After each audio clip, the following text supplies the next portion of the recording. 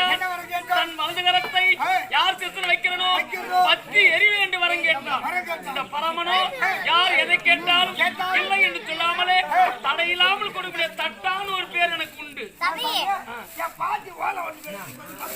மகள் செய்ய முடியாத தட்டான் கிடையாது. எந்த பொருளை கேட்டாலும் என் மனைவியை தக்கன் மகளாக பிறக்க வேண்டும் என்று கேட்டார். அதை விட்டு